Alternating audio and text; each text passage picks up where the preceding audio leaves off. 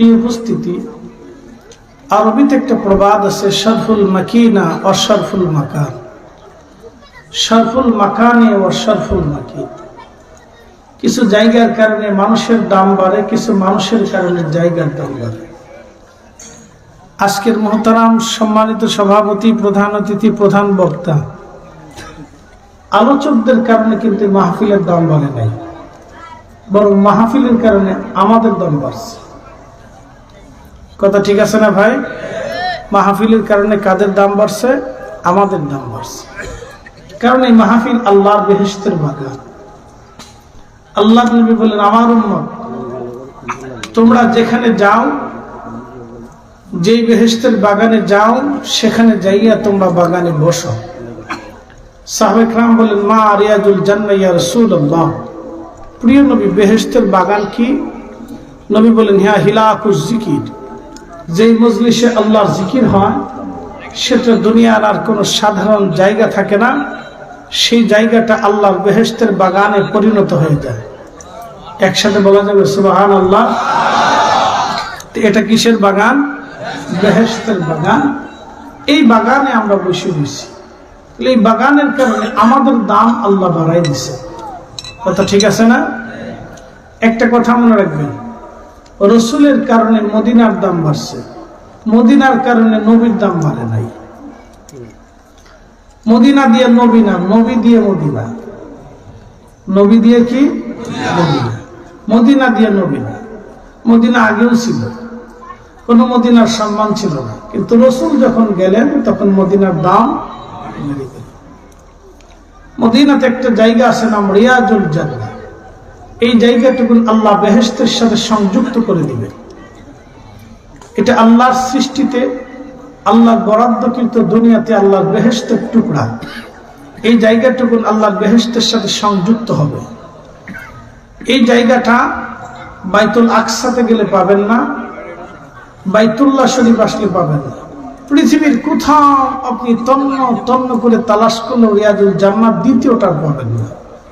শুধু একটা স্থানে এই জায়গাটা আছে, মসজিদে নববীতে। তাও কোথায়? হুজরা শরীফ থেকে আমার নবী মিম্বর শরীফ পর্যন্ত আসতেন, মিম্বর থেকে হুজরা শরীফ পর্যন্ত যাইতেন। যাওয়া আসা, যাওয়া আসা, যাওয়া আসা, যাওয়া আসা, যাওয়া আসা।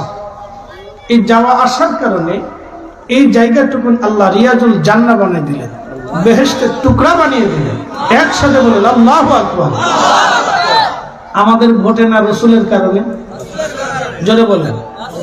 পৃথিবীতে একটা জান্নাত পাইছেন আপনি রসুলের কারণে। ওইখানে যদি নামাজ পড়েন তাহলে বুঝবেন আপনি বেহেশতে নামাজ পড়েছেন। ওইখানে যদি দোয়া করেন তাহলে বুঝবেন আপনি আল্লাহর বেহেশতের ভিতরে দোয়া করেছেন। ওই জায়গাটুকু আল্লাহর বেহেশতের সাথে সংযুক্ত হবে। সুবহানাল্লাহ কি বাড়ি যায়? এই কি রিয়াজুল জান্নাহর কারণে নবীর দাম বাড়ছে না রসুলের কারণে রিয়াজুল জান্নাহ হয়েছে? রসুলের কারণে হয়েছে। এই জন্য আরবি প্রবাদ, শরফুল মাকিন ও শরফুল মাকান, শরফুল মাকান ও শরফুল মাকিন।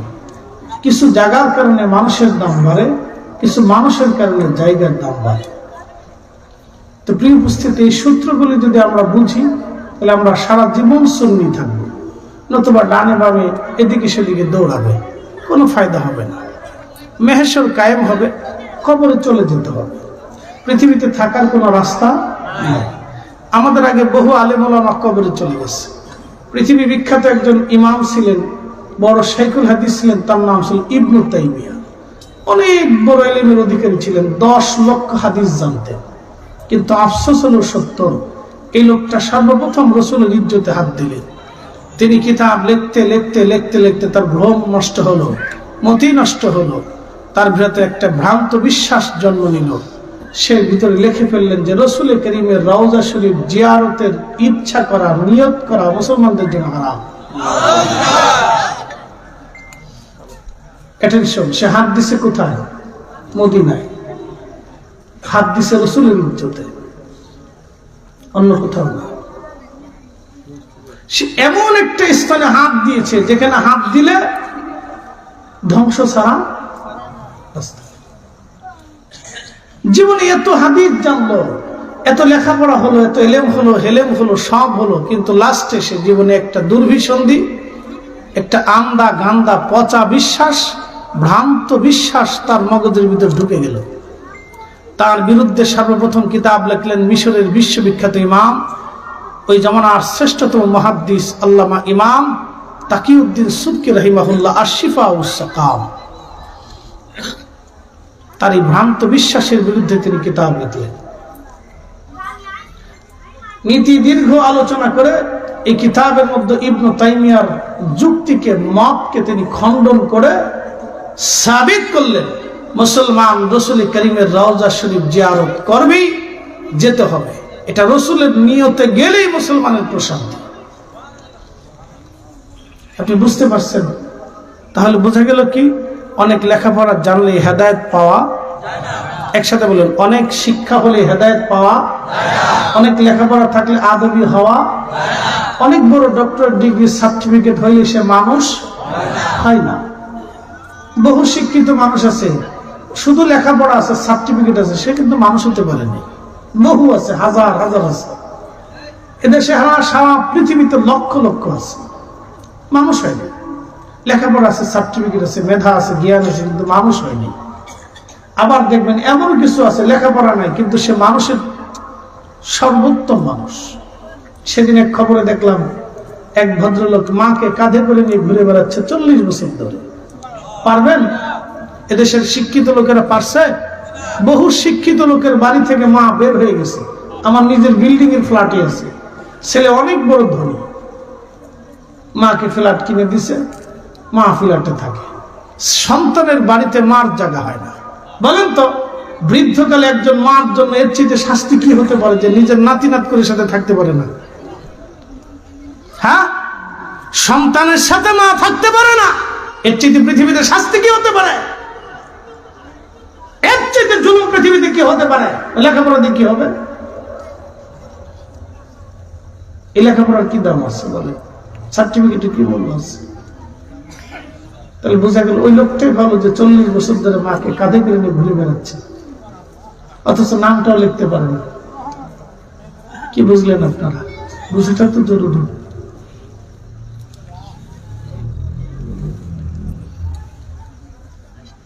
প্রিয় উপস্থিতি হাজিরিন, বাড়িতে বাহিরে যে যেখানে আছেন কথাগুলি শোনার চেষ্টা করবেন। পৃথিবীতে একজন নবীর আশিক ছিলেন, তার নাম হযরত ওয়াসিল কারনী রাদিয়াল্লাহু আনহু।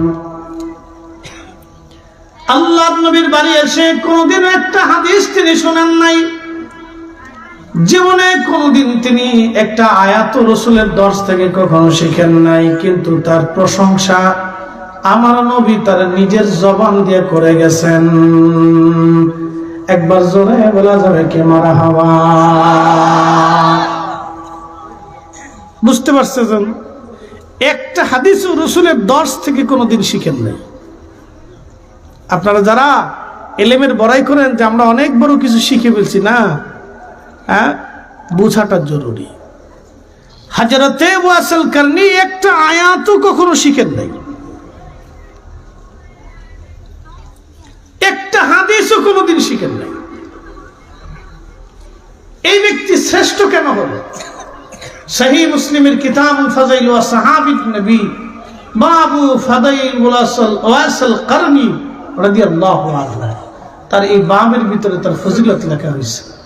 আল্লাহর নবী বলতেন, ওমর, যদি কোনোদিন তুমি তার সাক্ষাৎ পাও তো তার কাছ থেকে তুমি তোমার নিজের মাগফিরাতের জন্য দোয়া চেয়ে নিও। কারণ ওমর, যদি তুমি তাকে পাও তো আমার উম্মতের গুনাহের মাগফিরাতের জন্য তার কাছ থেকে দোয়া চেয়ে নিও।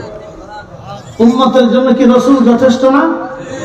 আসতে বলেন কেন? জোরে বলেন, আমাদের জন্য কি রাসূল যথেষ্ট না? রাসূল যথেষ্ট থাকার পরে ওমরকে নবী বলে দিলেন, ওমর, আমার ওয়াইসের কাছ থেকে আমার উম্মতের জন্য দোয়া চেয়ে নিও, কারণ আমার ওয়াইস মুস্তাজাবাতুদ দাওয়া, দোয়া করবে তো কবুল হবে, যাহা চাবে তো আল্লাহ তাহা দিবে। একসাথে বলবেন আল্লাহু আকবার। অথচ জীবনে রাসূল কারীমের দর্শে একটা সেকেন্ডের জন্য বসার সুযোগ হয় না।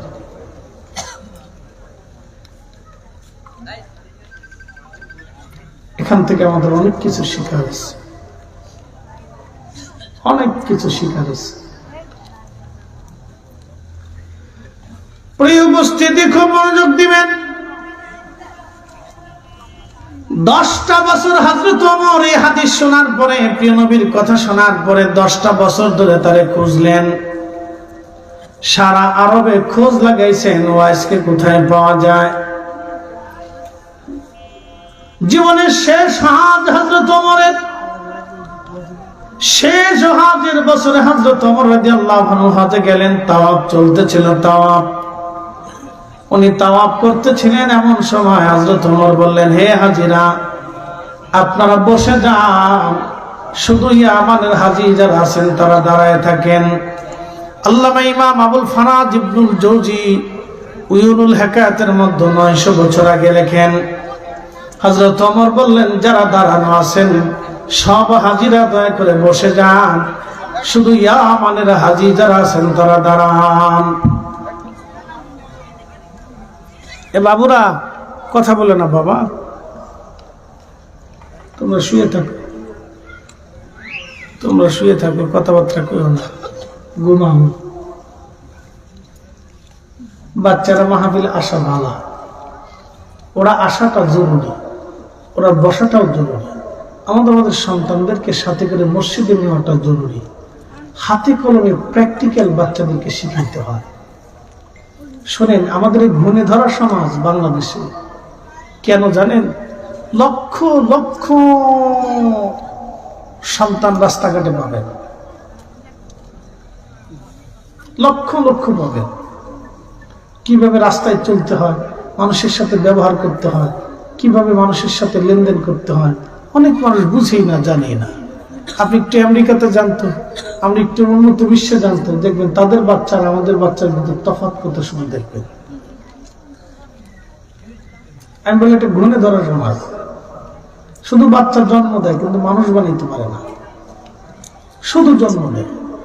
আমাদের দেশের কিছু মা আছে, ঘোড়ার ডিম 6 মাস পর্যন্ত ওযুই করেন না, তো নামাজ পড়বে কি?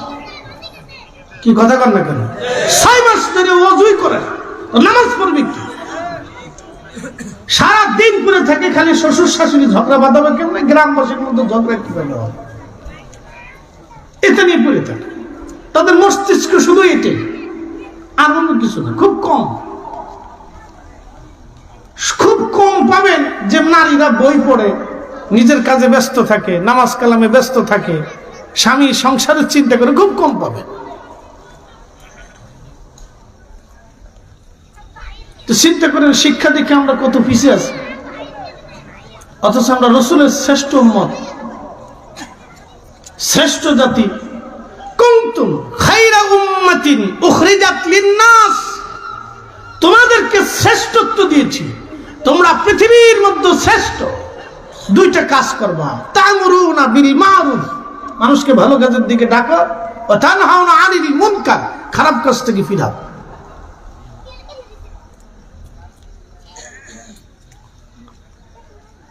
প্রিয় বরুণাবাসী, মনোযোগ দিবেন। হযরত ওমর 10টা বছর ধরে তারে খুঁজে কোন জায়গায় গেলে ওয়াইসকে পাওয়া যায়। জীবনের শেষ হজ হযরত ওমর দাঁড়িয়ে গেলেন, ইয়ামানের হাজী তোমরা দাঁড়াও, আমার ওয়াইসকে খুঁজতে হবে। সব হাজী বসে গেল, ইয়ামানের হাজী দাঁড়িয়ে আছেন। হযরত ওমর বলেন, ইয়ামানের মধ্যে কর্ণী যারা আছো তারা দাঁড়াও, বাকিরা তোমরা বসে পড়ো। সব হাজী বসে গেল, শুধু কর্ণের একজন মানুষ দাঁড়িয়ে আছে। হযরত ওমর বললেন, তুমি কি কার্নি? বলে, হ্যাঁ আমি কার্নের অধিবাসী। বলে, তোমাদের এলাকায় কি ওয়াইস নামে কাউকে তুমি চেনো? লোকটি ডেকে বলে, আমিরুল মুমিনিন ওয়াইস নামে আমি একজনকে চিনি, সে আমার ভাতিজা লাগে।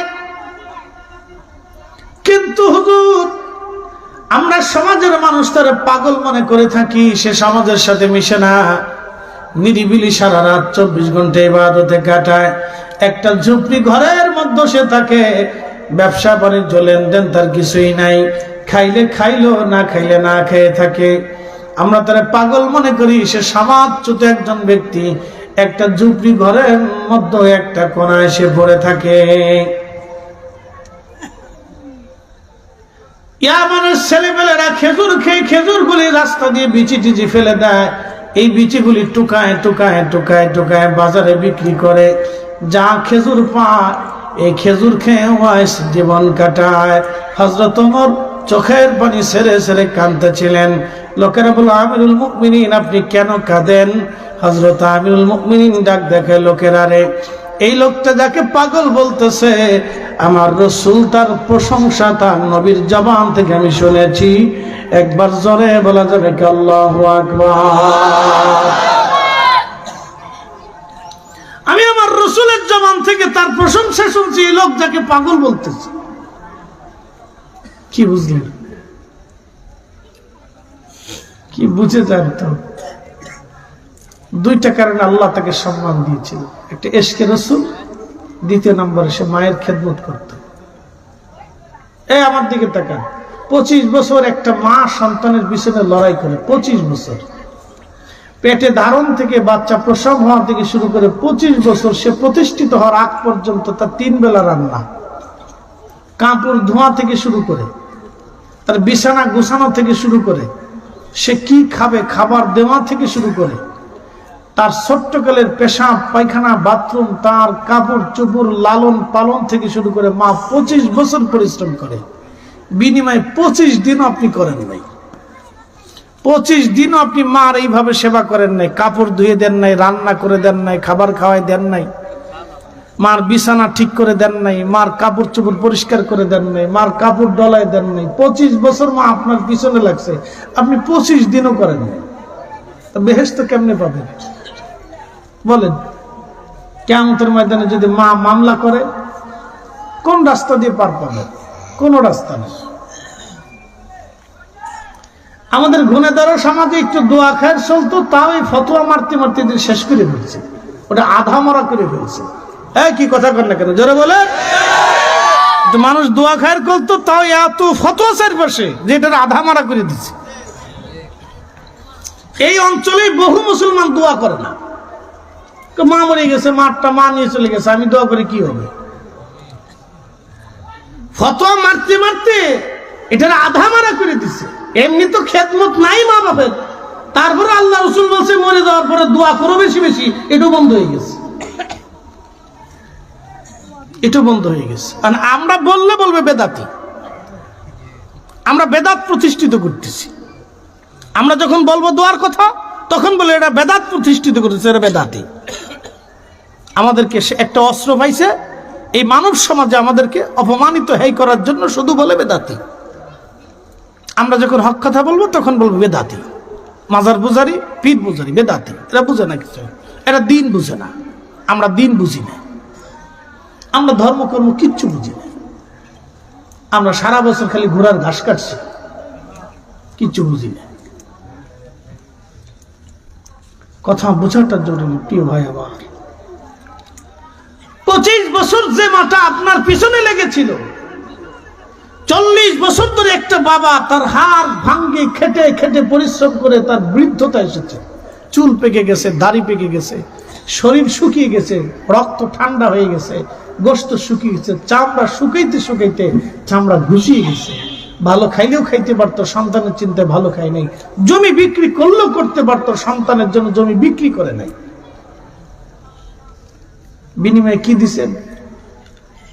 একটা লুঙ্গি কিনে দিতেন, একটা পাঞ্জাবি কিনে দিচ্ছেন, কয়টা খাইতে মন চাই দিচ্ছেন, এই তো শেষ। আর কি করছেন? যেই বাবা আপনাকে হেঁটে হেঁটে হেঁটে হেঁটে পায়ে হেঁটে হাঁটা শিখেছে, কোনোদিন আপনি হাঁটা শিখেছেন? বৃদ্ধতা নিচ্ছেন, পায়খানা পেশাব সাফ করছেন? করেন না। তো কি করছেন? রাসূলের উম্মত এসে বলেন, ইয়া রাসূলুল্লাহ, বাবা মা মরে গেছে, হক আছে?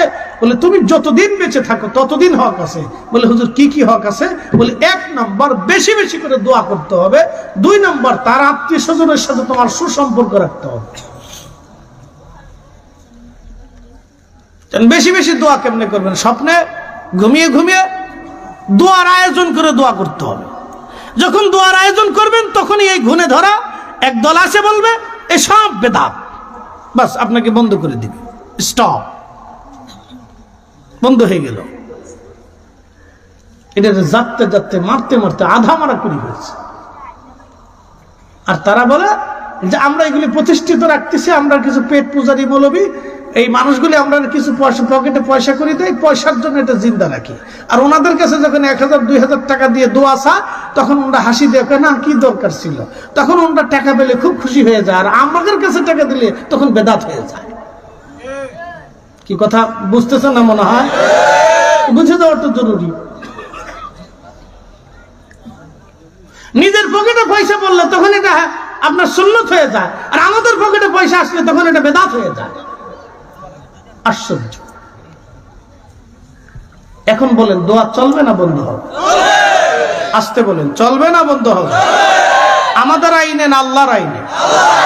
আল্লাহ কোরআনে দোয়া চালু রাখতে বলেছে, উদউনি আস্তাজিব লাকুম, আমার কাছে চাও আমি দেব। একসাথে বলেন আল্লাহু আকবার। ইন্নাল্লাযীনা ইস্তাকবিরুনা আন ইবাদাতি সায়াদখুলুনা জাহান্নামা দাখিরিন। যদি ইবাদত থেকে তুমি নিজেকে গুটাও তো তোমাকে আমি অচিরেই অপমান করে লাঞ্ছিত করে জাহান্নামে পাঠাবো। দোয়া কোরআনে আল্লাহ নিজে বলছে চালাইতেই হবে, এটা চালু রাখতেই হবে। কথা বলেন ঠিক না বেটে? চালু রাখতেই হবে দোয়া। আপনি দোয়া যদি না করেন কারো কোনো ক্ষতি নেই, কিন্তু মেহেশ্বর আর কবর বড় কঠিন জায়গা। কথা ঠিক আছে না ভাই? কবর বড় কি জায়গা? কঠিন জায়গা, বড় কঠিন জায়গা। কাজ হবে না। আল্লাহর নবী বলেন উম্মত, হাসরের ময়দানে কিছু মানুষ হবে লাঞ্ছিত, বঞ্চিত, গঞ্চিত, অপমানিত, কিছু মানুষ হবে সম্মানিত। বুঝতে পারতেছেন? হাসরের ময়দানে কিছু মানুষ হবে লাঞ্ছিত, বঞ্চিত, গঞ্চিত। দুনিয়াতে যারা সম্মানিত ছিল হাসরের ময়দানে তারা লাঞ্ছিত হবে। দুনিয়াতে যারা অপমানিত ছিল হাসরের ময়দানে তারা সম্মানিত হবে একটা কারণে, ইন্না আকরামাকুম ইনদাল্লাহি আতকাকুম।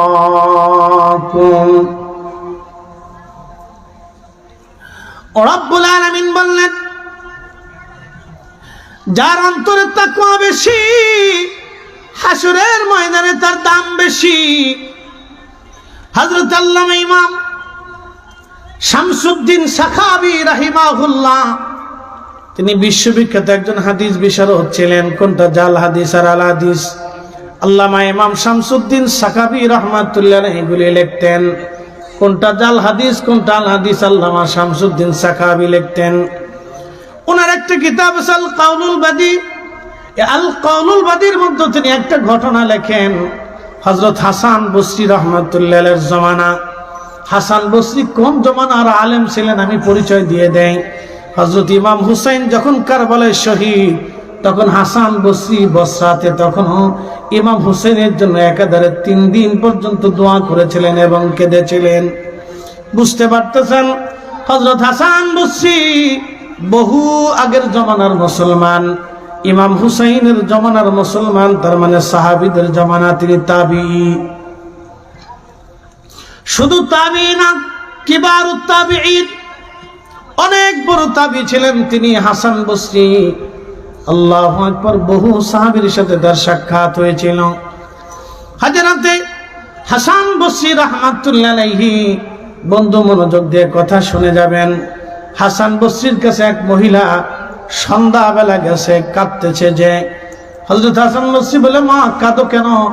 মহিলা ডেকে বলেন, হুজুর আমার মেয়েটা সকালবেলা মারা গেছে, জোহরের পরে আমি তার জানাজা দাফন কাফন হলো, কবরে কবরস্থ করে আমি আপনার কাছে আসছি। বলে, মা কি জন্য আসছো? তখন ওই মহিলা বলতেছিল, হুজুর আমি আমার মেয়েটাকে দারুণ ভালোবাসি, সে আমার কলিজার একটা টুকরা। হুজুর মেয়েটা কবরে চলে গেল, আল্লাহ তাকে নিয়ে গেল, এখন জান্নাতি নাকি জাহান্নামী আমি কি করে জানবো? দয়া করে আপনি বলে দেন মেয়েটা জান্নাতি নাকি জাহান্নামী। হযরত হাসান বসরি ডাক দেখে, মা মেয়েটা জান্নাতি নাকি জাহান্নামী কি করে বলবো আমি? বলো মা, এটা তো আমার ক্ষমতার আওতার বাহিরে। আহা, কবর আসার পরে পৃথিবীর সব নিঃশেষ হয়ে যায়, দমটা ছাড়বেন, সব আপনার পর হয়ে যাবে। দম ছাড়বেন, পর হয়ে যাবে, আপনার ঘর থেকে বের করে নিয়ে আসবে, খাটিয়ার মধ্যে করে আপনার বিছানার চাদর দিয়ে ঢেকে রাখবে, অথবা আপনার নিজের কোনো চাদর দিয়ে কাপড় দিয়ে ঢেকে রাখবে। আপনার স্ত্রীর জীবনেও কোনোদিন ওই চাদর, ওই বিছানার চাদর আর কোনোদিন সে ব্যবহার করবে না, বিছানায় কোনোদিন লাগাবে না। কারণ এই চাদর দিয়ে আমার স্বামীর লাশ মোড়ানো ছিল, ভয় করে স্ত্রীর এটা লাশ জড়ানো চাদর, এটা লাশ জড়ানো চাদর। জীবনেও আপনার ছেলে মেয়ের ওই চাদর ব্যবহার করবে না, ওরা ভয় পায়। এটি বাবার লাশ জড়ানো ছিল। এক মুহূর্তেই সম্পর্ক চেঞ্জ হয়ে গেল। পৃথিবী এক মুহূর্তে সম্পর্ক চেঞ্জ, বুঝে যাওয়াটা জরুরি, আমাদের প্রত্যেকের বোঝা উচিত। এক মুহূর্তে সম্পর্ক চেঞ্জ। শুধু দম ফোরাইতে দেরি হবে, আপনার চেঞ্জ হইতে দেরি হবে। 24 ঘন্টা আপনাকে ঘরে রাখবে না, রাখার সুযোগ নেই। আর শরীরে যদি গন্ধ বের হয় তাতে কোনো কথাই নেই। আহা, আপনাকে দ্রুত গতিতে কবরস্থ করার জন্য সবাই ব্যতিব্যস্ত হবে, সবাই চিন্তা, তাড়াতাড়ি দাও, তাড়াতাড়ি দাও, তাড়াতাড়ি দাও। কুল ইন্নাল মাউতাল্লাযী তাফিরুনা মিনহু ফাইন্নাহু মুলাকীকুম। হুজুর বলে দেন, নবীজি বলে দেন, বলে দেন, বলে দেন, মৃত্যু থেকে আমার বান্দারা পালায়। নবী গো বলে দেন, মরণ থেকে পালানোর কোন রাস্তা নাই। এই মরণ তার সাথে মোলাকাত করবে। একদিন মাটির ভিতরে হবে ঘরে, মন আমার কেন বান্ধ দালান ঘর। এই নসরপাড় এলাকার 100 বছর আগে যাকে কবর দেওয়া হলো, তার কবর আজ নিশ্চিহ্ন হয়ে গেছে। কথা ঠিক আছে না? তার কবরের পাশে দাঁড়ানোর মতো কেউ নাই আজ। ছেলে ভুলে গেল, নাতি ভুলে গেল, পুতি ভুলে গেল, বংশের মানুষ ভুলে গেল। আপনি আপনার বাবাকে কয়দিন মনে রাখেন? বাবার কথা বাদ দেন, দাদার কথা কয়দিন মনে রাখেন? দাদা চলে গেল, পর দাদা যিনি ছিলেন, আপনি পুতি হয়েছেন, তার কথা আপনি কয়দিন মনে রাখেন? পূর্বপুরুষ সব আজ বাতিল হয়ে গেল। ঠিক মনে রাখবেন, 100 বছর পরে আমাদের অস্তিত্ব পৃথিবী থেকে বিলীন হয়ে যাবে। আমাদের কবরের পাশেও দাঁড়ানোর মতো কোনো মানুষ থাকবে না। চির সত্য। আহা, আমরা এটাকে নিয়ে পারাপারি, মারামারি, কাটাকাটি, গোতাগুতি, লাফালাফি, কত কিছু করতেছি। এ বড়ুরার মুসলমান, মৃত্যু থেকে মানুষ পালায়, মরণ থেকে পালানোর কোনো রাস্তা নাই। মহিলা কাদার বলে, হুজুর আমার মেয়েটা জান্নাতি নাকি জাহান্নামী আমি জানতে চাই। হাসান বসরি বললেন, মা তুমি বাড়ি চলে যাও, রাত্রিবেলা যখন তুমি ঘুমাইবা মা, ঘুমানোর আগে তুমি এশা পড়বা, এশার নামাজ পড়ার পরে মা সব নামাজ শেষে তুমি 4 রাকাত নফল পড়বা। আর নওয়াফিল অতিরিক্ত, নওয়াফিল অতিরিক্ত। এই অতিরিক্ত ইবাদতকে আমরা বেদাত বানিয়েছি, এই অতিরিক্ত ইবাদতকে আমরা বেদাত বলে বন্ধ করে দিচ্ছে। নবী দুরূদ সালাম পড়া অতিরিক্ত, কোরআন খতম দেওয়া অতিরিক্ত, কালেমা শরীফ তেলাওয়াত করা অতিরিক্ত। এগুলি নওয়াফিল, আর নওয়াফিল, আর নওয়াফিল অতিরিক্ত, অতিরিক্ত ইবাদত। ফতোয়া দিয়ে দিয়ে এই অতিরিক্ত ইবাদত আমরা বন্ধ করে দিলাম। অতিরিক্ত ইবাদত গুলি বন্ধ করে দিচ্ছে। এ নসরবারবাসী, হাসান বসরি ডাক দেখে মা রাত্রি বেলা যাই এশার নামাজ পড়ে 4 রাকাত নামাজ পড়বা তুমি। প্রথম রাকাতে সূরা ফাতিহার পরে সূরা তাকাসুর, আল্লাহাকুমুত তাকাসুর হাত্তা যুরতুমুল মাকাবির কাল্লা সাউফা তা'লামুনা সুম্মা কাল্লা সাউফা তা'লামুনা কাল্লা লাউ তা'লামুনা ইলমাল ইয়াকিনা লাতারাবুন্নাল জাহিম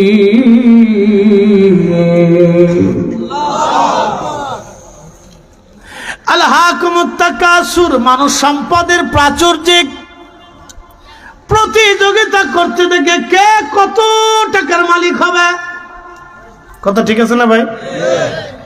একজন যদি চিন্তা করে আমি যদি একটা চাকরি পাইতাম, অনেকের আছে, যদি আমি একটা মুদি দোকান দিতে পারতাম, তো দিছে মুদি দোকান দেওয়ার পরে চিন্তা করে আমি যদি এই বাজারের বড় মুদির ডিলার হইতাম, হইছে মুদির ডিলার, তখন আবার চিন্তা করে এই বাজারের সবচেয়ে বড় ব্যবসায়ী হইতে পারতাম, তো হইছে বড় ব্যবসায়ী, তখন চিন্তা করে এই বরুড়া থানার সবচেয়ে বড় ব্যবসায়ী হইতে পারতাম, আল্লাহ তারে তাই বানাইলো। বরুড়ার বড় ব্যবসায়ী হওয়ার পরে চিন্তা করে আমি যদি কুমিল্লার সবচেয়ে বড় ব্যবসায়িক হইতাম, আল্লাহ কুমিল্লার বড় ব্যবসায়িক বানাইছে। কুমিল্লার বড় ব্যবসায়িক হওয়ার পরে চিন্তা করে আমি যদি চট্টগ্রাম ডিভিশনের সবচেয়ে বড় ব্যবসায়ী হইতাম, তা আল্লাহ তারও বানাইছে। তখন চিন্তা করলাম আমি যদি 10টা ইন্ডাস্ট্রি বানাইতে পারতাম, আল্লাহ তাও দিছে। তখন চিন্তা করে আমি যদি বাংলাদেশের সবচেয়ে বড় ধনী হইতে পারতাম, আল্লাহ তাও বানাইছে। তখন চিন্তা করে আমি এশিয়ার মধ্যে সবচেয়ে বড় ধনী হইতে পারতাম, আল্লাহ তাও বানাইছে। তখন চিন্তা করে আমি যদি সারা দুনিয়ার বড় ধনী হইতে পারতাম, আল্লাহ তাও বানাইছে। তখন চিন্তা করে সারা দুনিয়া যদি আমার থাকতো। আশার শেষ? মানুষের আশার কোনো শেষ নাই। সারা জীবন আশা করতেই থাকে, আশার শেষ নেই।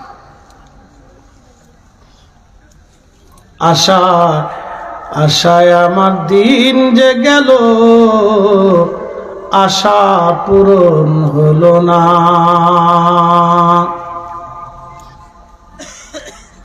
মানুষের জীবনের আশার শেষ হয় না। এই জন্য আল্লাহ বলেন আলহাকুমুত তাকাসুর।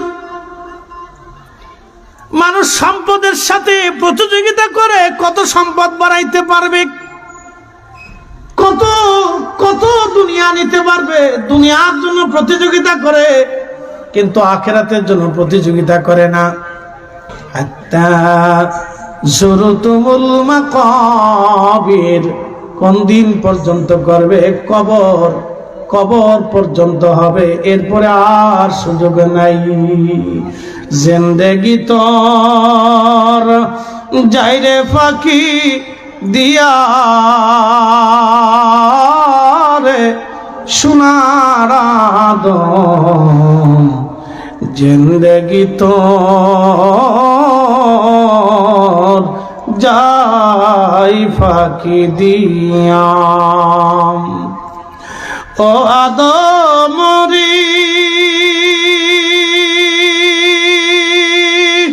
পাক ধরিয়া গেছে দাড়ি, দন্তবাসে গুটা চারি, সমন জারি গিয়াছে কুড়িয়ারে সোনার আদম, জিন্দেগি তোর যাই ফাঁকি দিয়া।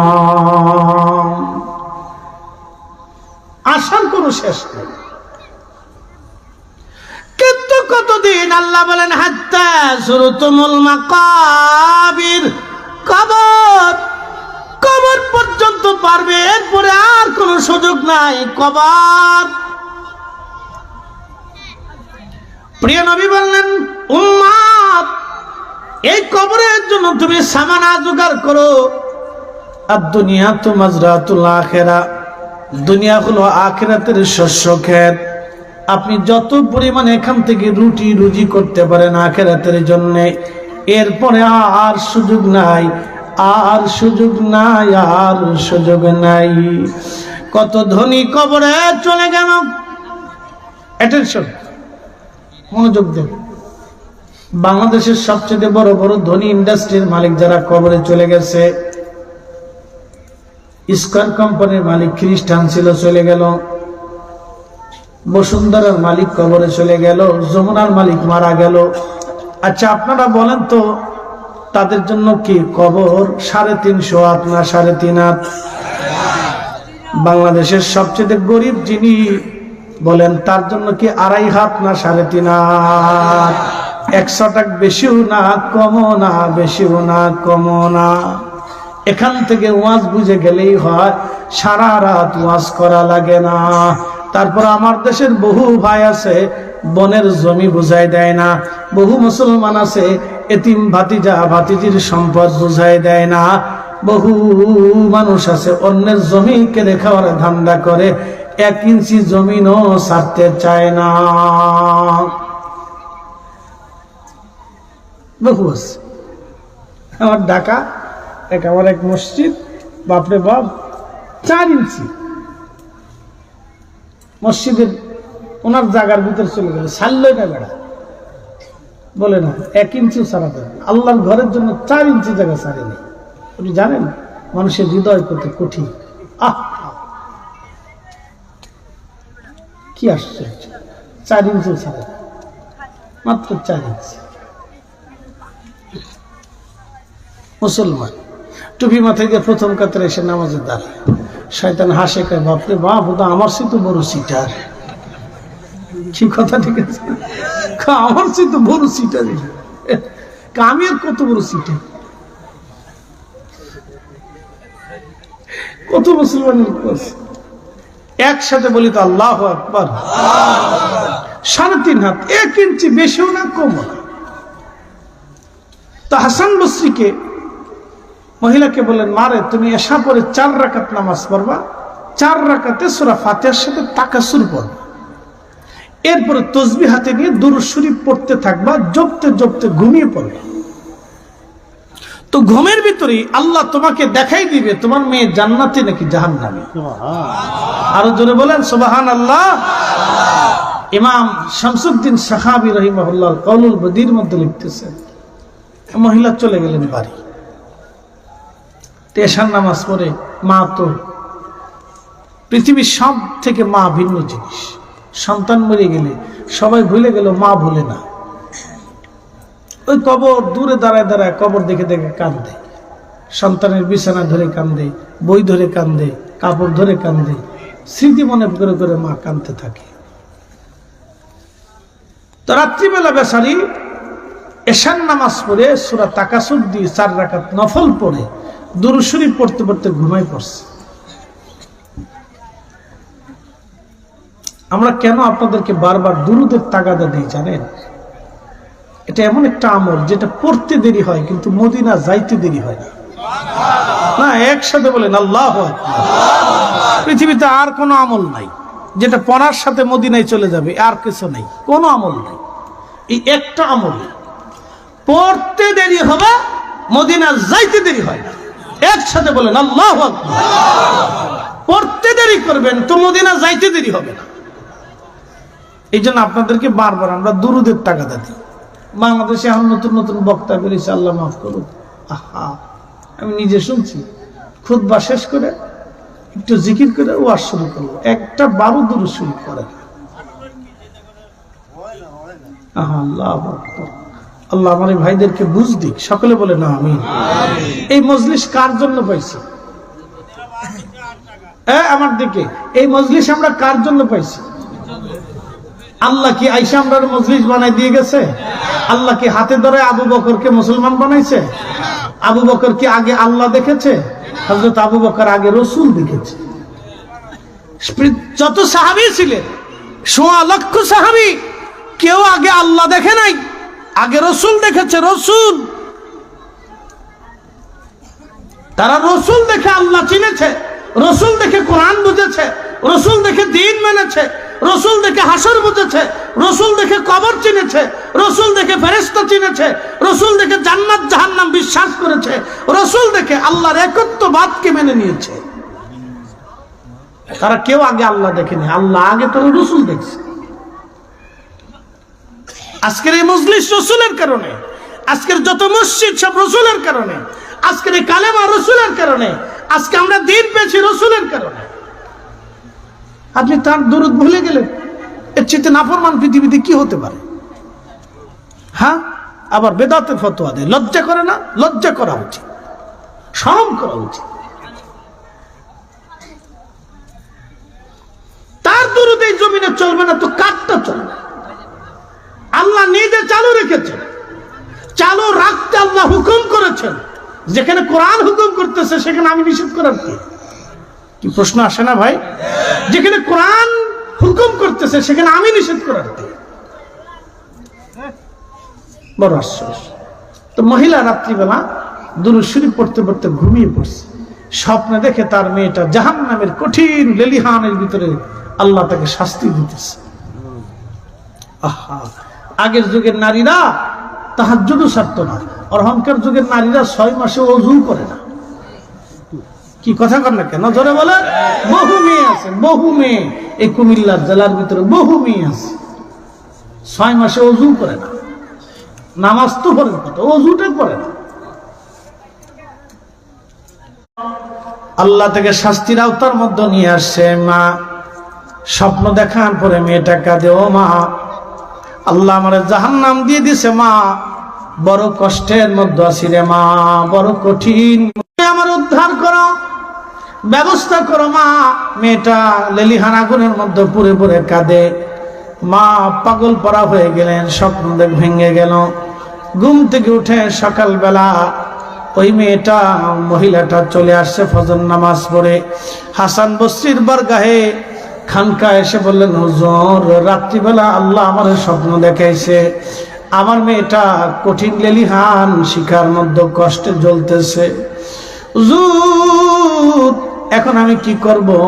হাসান বসরি মেয়েটা মহিলাকে বললেন, মা রে, আপনি বাড়ি চলে যান, আপনার মেয়ের জন্য বেশি বেশি সদকা দেন, বেশি বেশি দোয়া করেন, বেশি বেশি দান করেন, যদি আল্লাহ তাকে মাফ করে দেয়। বেশি বেশি দোয়া করেন। প্রিয় নবীজি কবরের পাশ দিয়ে যাচ্ছে, সহিহ বুখারীর হাদিস। হঠাৎ নবী দাঁড়িয়ে গেলেন, পাশে খেজুরের গাছ। নবী বললেন, সাহাবীরা রে, খেজুরের গাছ থেকে ডাল কেটে নিয়ে আসো। সাহাবীরা ডাল কাটলেন, ডালটাকে 2টা টুকরা করলেন। 2টা টুকরা নবীজি 2 কবরে গেড়ে দিলেন। সাহাবীরা বলেন, ইয়া রাসূলুল্লাহ, খেজুরের ডাল কবরে গেড়ে দেওয়ার হেতু কি, কারণ কি? আল্লাহর নবী বললেন, সাহাবীরা, এই ডাল যত সময় পর্যন্ত জিকির করবে, জিন্দা থাকবে, তত সময় পর্যন্ত এই ডাল, যত সময় তাজা থাকবে, কাঁচা থাকবে, তত সময় ডালটা আল্লাহ আল্লাহ জিকির করবে। এই আল্লাহর জিকিরের কারণে এই কবরের আযাব আমার আল্লাহ হালকা করে দিবে, আমার আল্লাহ মাফ করে দিবে। এই কবরের মধ্যে কঠিন আযাব হইতেছে, আমি দেখতেছি। আমি যা দেখি তোমরা তা দেখো না, আমি যা শুনি তোমরা তা শোনো না। এই কবরওয়ালাদের মধ্যে কঠিন আযাব হয়। আমি খেজুরের ডাল এই জন্য গেড়ে দিলাম, এই ডালের জিকিরের কারণে তার কবর আযাব আল্লাহ হালকা করে দিবে। একবার জোরে বলা যাবে কি সুবহানাল্লাহ? এখন প্রশ্ন, যদি বুঝে থাকে তাহলে উত্তর দিবেন। খেজুরের ডালের জিকিরে যদি কবরের আযাব মাফ হয়, তাহলে আমরা কবরের পাশে দাঁড়িয়ে দোয়া করলে মাফ হয় না? একসাথে বলেন, মাফ হয় না? জোরে বলেন, মাফ হয় না? আমার ভাইরা তো ফতোয়া দিয়ে বসলেন যে কবরের কাছে যাইয়া শুধু সালাম দিবেন, আর কিচ্ছু করবেন না। কি বললেন? নতুন মুসলমান, নতুন ইসলামী। আল্লাহ রাসূল বলতেন, উম্মত, আমার উম্মতের এক দল বের হবে যে জীবনে যাহা কোনোদিন তোমরা শোনো নাই তাহা তোমরা শুনবে, যা তোমার বাপেও শোনে নাই, তোমার পূর্বপুরুষরাও শোনে নাই, তাহা তারা বলবে। শুধু কবরের পাশে দাঁড়ায় সালাম দিবেন, আসসালামু আলাইকুম ওয়া রাহমাতুল্লাহি ওয়া বারাকাতুহু, শেষ, আর কিচ্ছু নাই। বলে দিল, খুব সুন্দর কথা, একবারে সহজ করে দিছে। আমাদের ফরিদপুরে আগে ওই সিজনে আম টাম আসলে, এই কাঁঠাল টাঠাল পাকলে, এই ধান টান আসলে, এই ধান টান পাকায় সুন্দর করে মিষ্টি পাকাইয়া আমটা মানে দুধ টুট এনে মোল্লা খাওয়াইতো। আমাদের মসজিদের ইমাম সাহেব হুজুরদেরকে আমরা বলতাম মোল্লা। তো এই হুজুরের মিলাদ শরীফ পড়ে দোয়া টোয়া করে মোল্লা খাওয়াইতাম, এটা বলে মোল্লা খাওয়াই না। তা আপনাদের কুমিল্লাতে কি বলে জানি না, তো হুজুর দাওয়াত আর কি। তা আমাদের অঞ্চলে বলতো মোল্লা খাওয়াই না। একটা সুন্দর রেওয়াজ ছিল, বাড়িতে ধান টান আসলে হুজুরের দাওয়াত করে সবাই ডাক টাক দিয়ে মিলাদ টিলাদ পরে হুজুরের সবাই মেহমানদারি করতো। এটা একটা দোয়া খায়ের হইতো। কথা ঠিক আছে না ভাই? এখন আমের জায়গা আম আছে, দুধের জায়গা দুধ আছে, কিন্তু মোল্লার কপালে নেই। আচ্ছা কারণ কি? এটা কি আমের দোষ না দুধের দোষ? দোষ কার? মোল্লা কয় মিলাদ হারাম, পাবলিকে কয় ফাইসি আরাম। এখন যদ্দুর পারেন কিনে খান গে, আমরা ফিরি খাওয়াইতাম না। ফিরি খান গে, আমি কিনে খান। শোনেন, আমরা আমাদের কারণে আমাদের ইজ্জত নষ্ট করছি। প্রিয় উপস্থিতি, আবার একটা কথা চিন্তা করেন যে কবরের পাশে খেজুরের ডালের জিকিরে কবরের আযাব মাফ হবে। আল্লাহু আকবার। না না, জোরে বলেন আল্লাহু আকবার। তাহলে উলামা ইকরাম, তলাবা ইকরাম নিয়ে, মুসলমান নিয়ে কবরের পাশে দাঁড়ায় যখন দোয়া হবে, তখন কি মাফ হবে না? ওই মুর্দেগানের বাড়ি এসে যখন মুরব্বীরা জিকির লা ইলাহা ইল্লাল্লাহ জিকির খতম করে, কোরআন শরীফ তেলাওয়াত করে, তখন কি কোরআনের সব জিকিরের কারণে কবরের আযাব মাফ হতে পারে না? তাহলে আমরা কেন এটা বন্ধ করতেছি ফতোয়া দিয়ে? তাহলে ফতোয়া দিয়ে এটা কি বন্ধ করা জরুরি না সুদ বন্ধ করা জরুরি? হ্যাঁ, জোরে বলেন। এই পতিতলায় বন্ধ করা জরুরি না এটা বন্ধ করা জরুরি? তারা আজকে পতিতলায়, একটা পতিতলায় দেশের আলেমরা বন্ধ করতে পারে নাই। তারা মিলাদ বন্ধ করে দিচ্ছে, দোয়া বন্ধ করতে আইছে। ওনারা মনে হয় আল্লাহ দোয়া বন্ধ করার জন্য দুনিয়া পাঠাইছে আর কি। একটা পতিতলায় বন্ধ করতে পারে নাই, একটা এনজিও বন্ধ করতে পারে নাই, স্থানীয় এনজিও পারে নাই। পারছে? এই স্থানীয় কত কুমিল্লাতে স্থানীয় এনজিও আছে, হাজার হাজার এনজিও আছে বাংলাদেশে, হাজার হাজার ব্যক্তিগত এনজিও, তারা নিজেরা টাকা দিয়ে সুদের কারবারি করে, 2300 সুদের কারবারি। কথা কর না কেন? কষ্ট হইতেছে? 2300। আমরা মনে আল্লাহ এর লাগি দুনিয়া পাঠাইছে।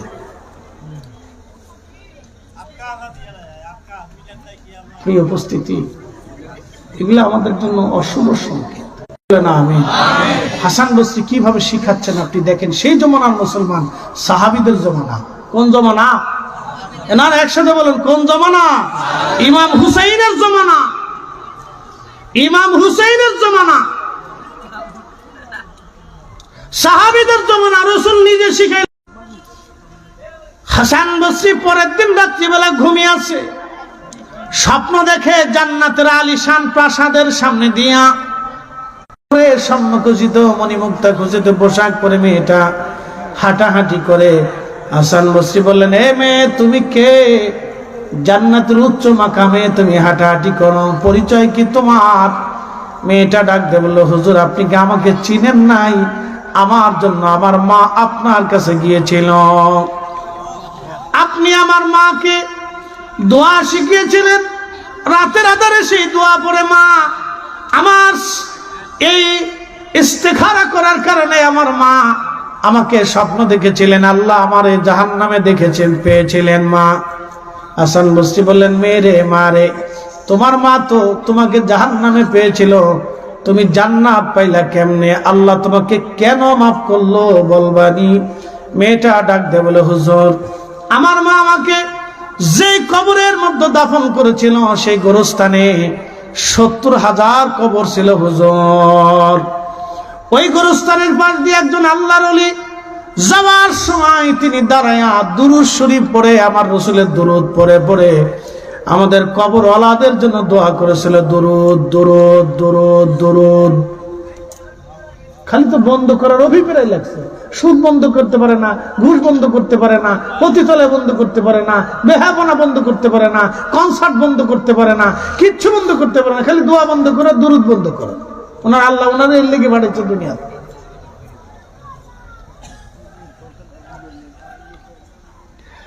হযরত হাসান বসরি রাহিমাহুল্লাহ ডাক দিয়ে বলতেছে, মা কিসের কারণে আল্লাহ মাফ করছে বলবানি? হাসান বসরি রাহমাতুল্লাহ আলাইহি বললেন, মেয়েটা বলতেছে, হুজুর আল্লাহর একজন ওলি ওই কবরের পাশ দিয়ে যাওয়ার সময় অধিক পরিমাণে দুরূদ শরীফ পড়ে আমাদের জন্য কবর জিয়ারত করে দোয়া করে গিয়েছিল। আল্লাহ ওই দুরূদের উসিলায় আমাদের 70,000 কবরের সমস্ত কবরওয়ালাদেরকে আল্লাহ মাফ করে দিয়ে আল্লাহর দয়ার কারণে আমাদেরকে জান্নাতি বানায় দিয়েছে। সুবহানাল্লাহ। যেমনি কইতেছেন মনে হয় যে আপনাদের ক্ষমা টমার দরকার নাই মনে হইতেছে। একসাথে বলেন সুবহানাল্লাহ। মাফ করছে কে? আল্লাহ রাজিকেন, আল্লাহ তুমি মাফ করলা কে? কোন প্রশ্ন আছে? স্রষ্টা কে? খাওয়াই কে? পানি দেয় কে? হায়াত দিছে কে? মৃত্যু দিবে কে? চোখ দিছে কে? জিহ্বা দিছে কে? একই মাটি থেকে হাজার কোয়ালিটির উদ্ভিদ খাবার রিজিক দিছে কে? তো মাফ করলে উনি করবে। কথা ঠিক আছে না? আর কেউ কি মাফ করানোর মতো আছে? উনি মাফ করছে। কেন করছে? রসুলের দুরুদের খাতিরে করছে। কেন? নবীর কারণে করছে। একসাথে বলবেন আল্লাহু আকবার। কার কারণে? রসুলের কারণে। উনি অন্য কারো কারণে মাফ করেন না, নবীর কারণে মাফ হয়ে গেছে। সহিহ বুখারীতে রসুল বললেন, এক পতিতা নারী টাকার বিনিময়ে দেহ ব্যবসা করত। বুঝতে পারতেছেন যে একটা পতিতা নারী টাকা দিয়ে যখন দেহ ব্যবসা করে তার তো আর কিছু নাই। এখন কোন মুরব্বীকে যদি বলা হয়, মুরব্বী ছেলেটা বিয়ে দিবেন, হ্যাঁ বলে হাত দিব। মেয়ে আছে একটা, বলে কে? মেয়ে কেমন? মেয়ে দেখতে খুব পরমা সুন্দরী, বাংলাদেশের শ্রেষ্ঠ সুন্দরীর একটা, লেখাপড়াও খুব ভালো, কথাবার্তাও খুব সুন্দর, কণ্ঠ মাশাআল্লাহ ভালো, দেখতেও সুন্দর, কাজবাজও ভালো। বলে কি করে? বলে টাকার বিনিময়ে দেহ ব্যবসা করে। কোন মুরব্বী তার ছেলের জন্য এই মেয়ে নিবে ঘরে? জীবনও না, মরে গেলেও না। মুরব্বী হার্ট স্ট্রোক করে মরে যাবো, তো এই ছেলে দিব না, এই মেয়ে নিব না, কেউ মানতে না। তাহলে বোঝা গেল সেটা ভিতরে বাইরে সব নাপাক আপাক বস্তুর ফসা গলা, ওটা সামাজিক কোনো মূল্য নাই। কিন্তু দুঃখের বিষয়, ঘুণে ধরা সমাজ আর এই রাষ্ট্র তারে পতিতা বানাইছে। রাষ্ট্র ইচ্ছা করলে পতিতা বন্ধ করে দিতে পারে, তাদের কর্মসংস্থানের ব্যবস্থা করতে পারে, কিন্তু করে না। দোষ কার? বুঝে নেবেন দোষ কার। তো খুব মনোযোগ দিয়ে,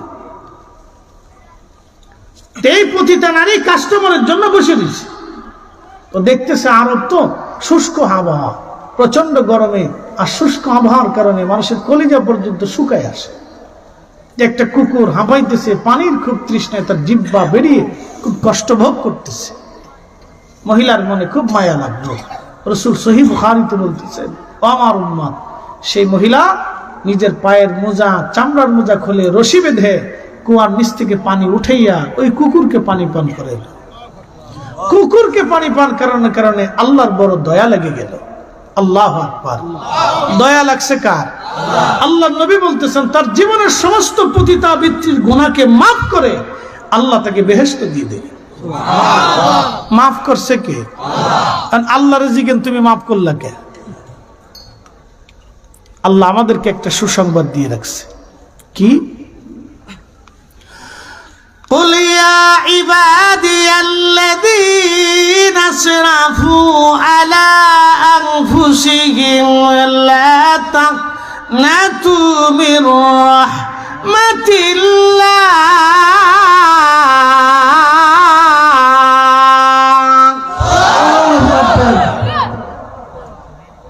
হে আমার বন্ধু হাবিব আমার, আপনি বলে দেন, হে আমার বান্দারা, নিজের নফসের সাথে যত জুলুম করো, যত কবিরা গুনাহ করো, চিন্তার কোনো কারণ নাই। আমার রহমত থেকে তুমি নিরাশ হইও না। শুধু কি এখানে আল্লাহ শেষ করলেন তা না, আল্লাহ আরো বাড়ায় বলেন, ইন্নাল্লাহা ইয়াগফিরুয যুনুবা জামিআ,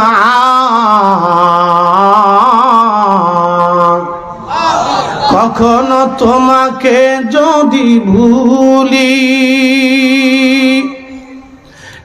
জামিয়া তোমার সাথে বলেন আল্লাহু আকবার। মাফ করবে কে? কে করবে? মাফ চাবে কে? এটাও আল্লাহ চাইতো না। মাফ কারা চাবে? আমরা। জোরে বলেন কারা?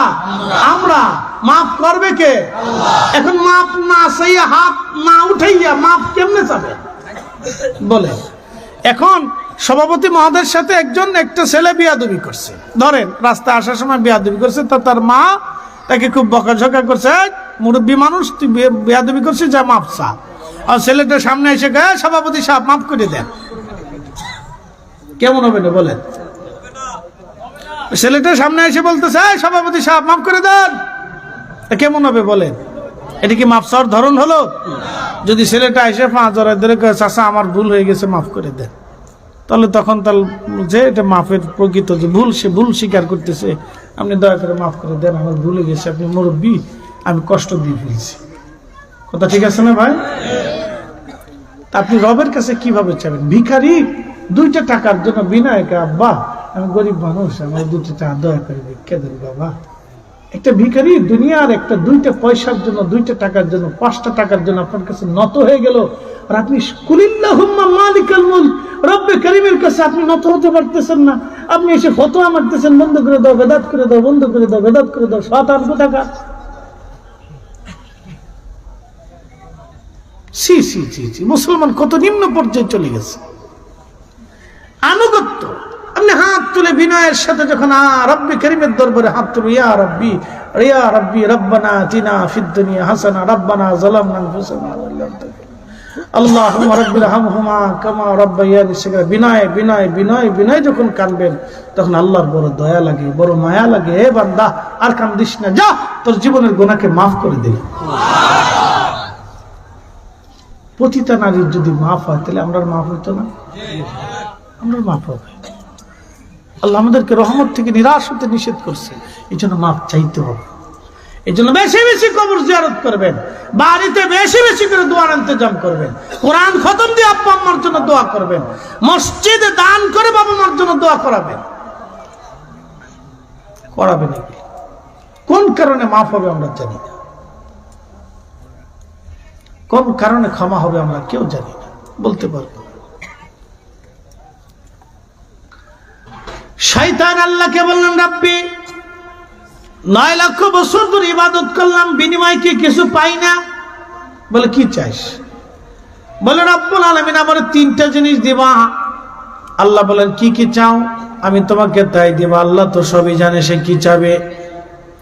আল্লাহ বলেন শয়তান বলো কি চাও? আজাজিল বলে ইয়া রব কিয়ামত পর্যন্ত তুমি আমার হায়াত দাও। আল্লাহ কিয়ামত পর্যন্ত তার হায়াত দিল। আর কি চাও? বলে ইয়া রব তামাম সৃষ্টি করে আসবো, 1 সেকেন্ডের ভিতরে সেই ক্ষমতা তুমি আমারে দাও। কয় সেকেন্ড? আমেরিকা আগুন নিভাইতেছে কয়দিন? নেপছে? আমেরিকার আগুন নেপছে? নিভে নাই। তার জীবনের আমেরিকার সর্বশক্তি প্রয়োগ করছে, তার শক্তি সব দিয়ে চেষ্টা করতেছে।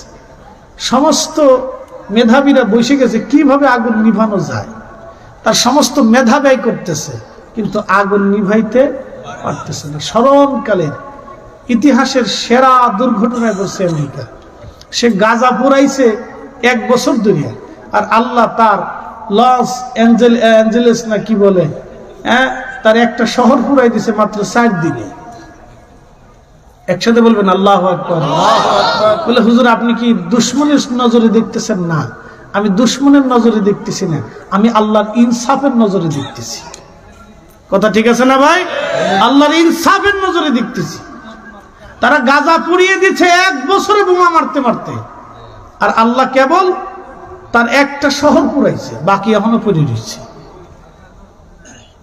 একটা শহর আল্লাহ পুরাই দিচ্ছে, তাতেই কান্নাকাটি শুরু হয়ে গেছে, তাতেই কত কান্নাকাটি। আজকে খবরে দেখলাম একজনের $204 কোটি এক বাড়ি পুড়ে গেছে। $204 কোটি। এবার বাংলাদেশের কত হাজার কোটি হিসাব করেন গেছে। তাহলে এই বেটা কত বড় ধনী হইতে পারে আপনি বুঝেন। বাংলাদেশের ধনীদেরকে তারা ধনী মনেই করে না। কি কথা খারাপ পেয়েছি ভাই? যার $204 কোটি বাড়ি সে বাংলাদেশের ধনীরা ধনী মনে করে? ধনী মনে করে না। পুড়ে গেছে, শেষ। তাহলে কি পরিমাণে ফুরছে আপনি এবার চিন্তা করেন। একসাথে বলবেন আল্লাহু আকবার। এই ইনসাফ কার? দয়া কার? এই শাস্তি কার? আল্লাহ। আল্লাহর শক্তির কাছে সমস্ত শক্তি অসহায়, আল্লাহর মারির কাছে সব মার অসহায়, আল্লাহর ক্ষমতার কাছে সব ক্ষমতা অসহায়। এটা আল্লাহ শিক্ষা দিয়ে দিল। ভাবতেছেন আপনাদেরকে ছেড়ে দিবে? না। আপনি মুসলমানদের ছেড়ে দিবে? না। আপনি মুসলমান নামাজ পড়েন না, আল্লাহ মাফ করে দিবে? ছেড়ে দিবে না, তা দিবে না। আপনি মুসলমান অন্যায় বিচার করবেন, আল্লাহ ছেড়ে দিবে? তা হবে না। বাংলাদেশের হাজার হাজার গ্রামে 64,000 গ্রাম বাংলাদেশ আছে। 64,000 গ্রাম, 64,000 গ্রামে এখনো ঠিক মতো ন্যায় বিচার হয় না। স্বজন প্রীতির বিচার হয়, আত্মীয়তার বিচার হয়, দলের বিচার হয়, মতের টানে বিচার হয়। কি কথা কন না কেন, জোরে বলেন। তাহলে আপনি শান্তি কিভাবে চান? গজব আমাদের উপরও রেডি আছে, খালি যে কোনো সময় ফেলাই দিবে ঠাস করে। এখনো হয় না। আদালতে যাবেন, মামলা একটার পর একটা চলতেছে, বছরের পর বছর ধরে মামলা চলতেছে আদালতে। এটা ঘুরতে ঘুরতে ঘুরতে ঘুরতে বারান্দা দিয়ে দৌড়িতে দৌড়িতে যান শেষ চলতেছে। প্রিয় উপস্থিতি হাজিরিন, ও নবীর উম্মত, কথাগুলি মনোযোগ দিয়ে শোনাটা জরুরি। আমি আপনাদেরকে বোঝাইতে যাচ্ছি, ইস্তেগফার করে আল্লাহর নৈকট্য নিতেন। আপনি বেশি হয়ে গেছে, আল্লাহ ভুল হয়ে গেছে, আল্লাহ ভুল হয়ে গেছে, বেশি বেশি চান। যত বেশি চাবেন তত বেশি মাপ পাবেন। চাবেন না পাবেন না, চাবেন না পাবেন না। এই জন্য অধিক পরিমাণে দোয়া, অধিক পরিমাণে দোয়া। আমি অধিক পরিমাণে দোয়া বাংলাদেশের মধ্যে সিলেটে বেশি বেশি, সিলেট পুরা ডিভিশনটা, আল্লাহু আকবার। যার বাড়িতে যাবেন আলেমরা গেলে সাহেব বউকা একটু খাবার টাবার করে, সাহেব আমার লাগে একটু দোয়া করুক, একটু হাত উঠাও, আল্লাহর দরবারে একটু হাত উঠে আমার লাগে দোয়া করো। তারা দুরুশি পড়ে হাত তুলে দোয়া করে। আমি সিলেটের প্রত্যেকটা বাড়িতে এরকম দেখছি। যত বাড়িতে দাওয়াত দিছে, খাওয়া শেষ হইলে গেছে সাহেব একটু দোয়া করুক, সাহেব সাহেব আমরা লাগে একটু দোয়া করুক, কাজে আল্লাহ আমরা রহমত দেন, আল্লাহ আমরা মাফ করি দেয়। আমরা যেটা আল্লাহ রহমত দেয়, আল্লাহ আমরা মাফ করে দেয়। সাহেব দোয়া করুক, আমরা দোয়া করুক। সাহেব ছেলে লন্ডন আছে, মেয়ে লন্ডন আছে, নাতিপুতি লন্ডন আছে, আমরা দোয়া করুক। সাহেব দোয়া করে, আর আমরা দোয়া ভুলেই গেছি, মনেই নেই দোয়ার কথা। দোয়া করবে, বেশি বেশি করবে, কোনো বেদাত নাই, ডাহা মিথ্যা কথা, কোনো বেদাত নাই। যত ভাড়ার দোয়া করবে। আচ্ছা, জুল খুয়াইসা তামিমি, মাশাআল্লাহ, এমন একজনের নাম কইছে, নাম তো মারাত্মক নাম, আব্দুল্লাহ ইবনে জুল খুলাইসা আর তামিমি। এটা বড় শয়তান ছিল, মারাত্মক গাজাজিল। আল্লাহ নবী তার ব্যাপারে আজ ভাইটা শুনতে চাইছি, একটু শোনাই। আল্লাহ রসুল ইয়ামানের কোন এক যুদ্ধ থেকে গনিমতের মাল নিয়ে আসছে। নিয়ে আসার পরে আল্লাহ নবী গনিমতের মাল বন্টন করতেছে। বোঝার চেষ্টা করে, বন্টন করে কে? নবী। জোরে বলেন, আমার দিকে দেখেন, শোনেন, বন্টন করে কে? রসুলের বন্টনে ভুল আছে? স্বজন প্রীতি আছে? গোষ্ঠী প্রীতি আছে? রসুল করিম নিজে বন্টন করতেছে। এই জুল খুলাইসা আর তামিমি, সে আল্লাহ রসুলকে ধমক দিয়ে বলতেছে, ইয়া মুহাম্মদ, ইয়া রাসূলুল্লাহ, আদিল মান সাবতা, নবী আপনি ইনসাফ করেন। আপনি তো ইনসাফ করতেছেন না, ন্যায় বিচার করতেছেন না। হাই হাই হাই, আল্লাহ রসুলকে ধমক দিয়ে হয়েছে। কি বুঝলেন আপনি? এখন শুনেন তার পরিচয়। তার কপালে ছিল সেজদার চিহ্ন। ফরিদি সাহেবের যেরকম পাগড়ি দেখতেছেন, লম্বা সুন্দর, সবসময় পাগড়ি পরে থাকতো, অনেক বড় জুব্বা আল খেল্লা পরে থাকতো। সে যখন নামাজে দাঁড়াইতো, মনে হতো যে সাহাবীদের কোনো নামাজই হয় না, লম্বা সেজদার মধ্যে থাকতো। মাশাআল্লাহ, সেজদাকারী কয়, ইয়া রাব, আল্লাহরে খুশি করতেছে। এই হাদিস থেকে আমাদের অনেক কিছু শিখার আছে, আপনাকে শিখে যাবে। ভাইটাকে আমি জানি না, তো সুন্দর একটা ওয়াজ শুনতে চাইছি। এই লোকটা রসুলকে ধমক দিয়ে বসল, আদিল, নবী ইনসাফ করেন। মাংসব তো আপনি তো ন্যায় বিচার করতেছেন না। আল্লাহ নবী জালালি হয়ে গেলেন। প্রিয় নবী ডাক দিয়ে বলেন, এক খামাস বেয়াদব, সৃষ্টিতে আমার মতো কেউ ইনসাফ বলা আসে না, আর কেউ হবে না। আল্লাহ পৃথিবীতে আমাকে ইনসাফ প্রতিষ্ঠিত করার জন্য পাঠিয়েছেন। আমি দুনিয়াতে ইনসাফ প্রতিষ্ঠিত করার জন্য আসছি। আমার চেয়ে কে ইনসাফ করবে? হযরত ওমর তলোয়ার টেনে বের করলেন, ইয়া রাসূলুল্লাহ, আপনি হুকুম দেন, ওর দেহ থেকে মাথা কেটে ফেলে দেব আজ। আল্লাহ নবী বললেন, ওমর তলোয়ার নামাও, তাকে হত্যা করো না। এর ভবিষ্যৎ প্রজন্ম কিয়ামত পর্যন্ত আসতে থাকবে, তারা এইভাবে আমি রসুলের সাথে বেয়াদবি করবে। তাদের নামাজ সুন্দর হবে, ইবাদত সুন্দর হবে, তাদের জিকির সুন্দর হবে, তাদের ইয়াকিন সুন্দর হবে, কিন্তু শানে মুস্তাফার সাথে কিয়ামত পর্যন্ত তারা এরকম আদবহীন হবে। কিয়ামত পর্যন্ত এদের বংশধারা পৃথিবীতে টিকে থাকবে। এক দলই থাকবে, তারা রাসূল করিমের সাথে বেয়াদবি করবে, আল্লাহকে প্রাধান্য দিতে যায়, তাওহীদকে প্রাধান্য দিতে যায়, রিসালাতকে ইনকার করবে, আল্লাহকে মহব্বত করতে যায়, রাসূলের সাথে বেয়াদবি করবে। আচ্ছা বলেন, আল্লাহকে মহব্বত করতে যায়, রাসূলের সাথে বেয়াদবি করবে, দেহ থেকে মাথা এখনই কেটে ফেলে দেবে। নবী বললেন, সাহাবীরা কিছু সময় পরে দেখবা সে লম্বা সেজদার নামাজে দাঁড়াইছে, লম্বা রুকু করবে, লম্বা সেজদা দিবে। দেখি যায় দেখে মসজিদের ভিতরে দুইটা লম্বা সেজদা দিয়ে ঘুরে গেছে। নবী বললেন, তার আখিরাত ধ্বংস, তার জিন্দেগি ধ্বংস, তার নামাজ ধ্বংস, তার জিকির ধ্বংস, তার ঈমান ধ্বংস, তার কালেমা ধ্বংস, তার সব শেষ।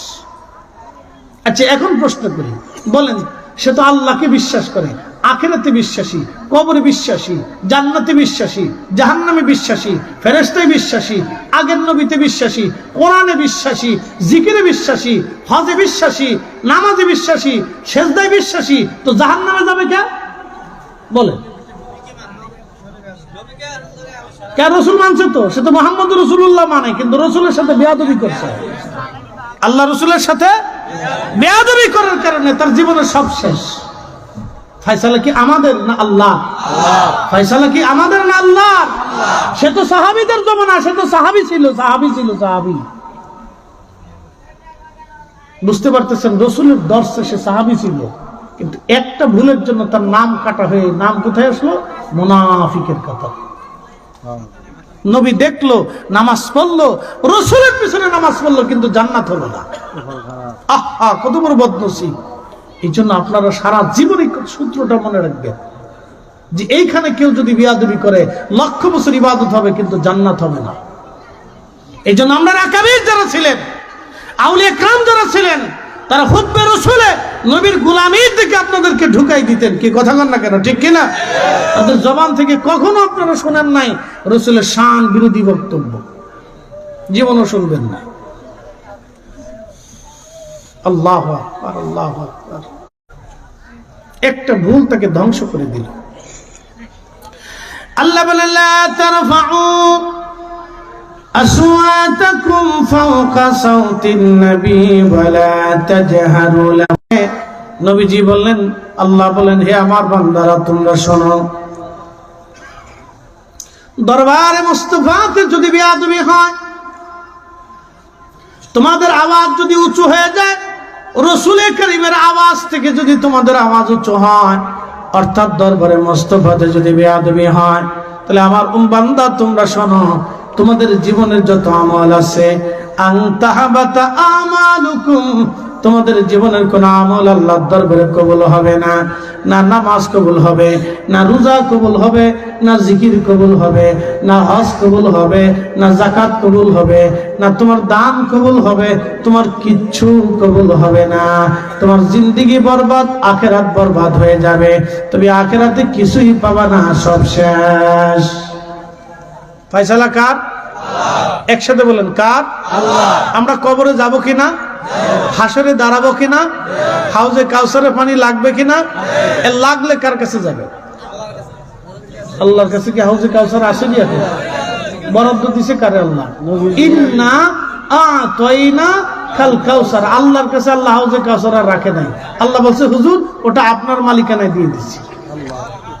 একসাথে বলেন আল্লাহু আকবার। শেষ হওয়ার শেষ, আর কষ্ট দিব না। বুঝে গেলে বুঝপাতা, নাহলে তেজপাতা। না বুঝলেও কিছু করার নাই, বুঝলে আপনারও মঙ্গল, আমারও মঙ্গল। কথা ঠিক আছে না ভাই? আপনার কবরে আমি উত্তর দেব না। হুজুর এখানে প্রিন্সিপাল সাহেব বসে আছেন, উনি আমার কবরে এসে উত্তর দিবে না। ওনার মহাকালের যাত্রা ওনার একা, আমার যাত্রা আমার একা। ঠিক আপনারা যারা বসে রয়েছেন, আপনাদের একা একা যাত্রা করতে হবে, এখানে সঙ্গী কেউ নাই। যদি সঙ্গী পাইতে চান, রাসূল কারীমের গোলামি করে যান, তাহলে ওনাকে পেলেও পেতে পারেন। কথা কন না কেন? ঠিক কিনা? নবীর গোলামি করে যান, পেলে ওনাকে পাবেন, নতুবা অন্য কাউকে না। এই জন্য আল্লামা ডক্টর ইকবাল শেরের মাধ্যমে বুঝিয়ে দিয়েছে, কে আফাতুনে মুহাম্মদ সে तू हम तेरे है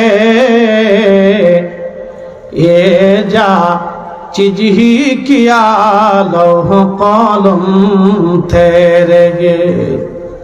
তুমি যদি আমার নবীর ওয়াফাতের গোলাম হতে পারো, তোমার জীবনের সব কিছু দিয়ে যদি তুমি রাসূলকে ভালোবাসো, কুল কায়নাত লৌহ কলম আল্লাহ তোমার দিকে ঝুঁকায় দিবে। বাংলার কবি কাজী নজরুল লিখলেন, আল্লাহকে যে পাইতে চায় হযরতকে ভালোবেসে, আরশ কুরসি লৌহ কলম না চাহিতেই পেয়েছে সে।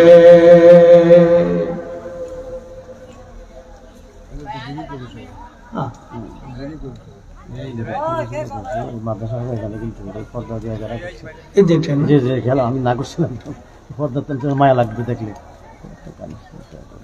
আচ্ছা, আমরা সকলে বলি আলহামদুলিল্লাহ। প্রিয় উপস্থিতি, এত সময় কবর নিয়ে আলোচনা করলাম। আমাদের এই জিন্দগির ঘরে চলে তো যেতেই হবে, থাকার তো আর কোনো রাস্তা নাই। হাজার চেষ্টা করলেও থাকার কোনো সুযোগ নেই, চলে যেতেই হবে। তা আমরা দোয়া করে দেবো, যেহেতু জুমার রাত লম্বা করবো না, তাবারক কাছে নিবেন, গ্রহণ করবেন, মিলাদ শরীফ হবে ইনশাআল্লাহ। তো খুব মনোযোগ দেন, আমরা তো সবাই চলেই যাব, থাকার তো আর সুযোগ নেই। পাশে একটা মাদ্রাসা আছে, ছেলেরা কোরআন পড়বে, হাদিস পড়বে।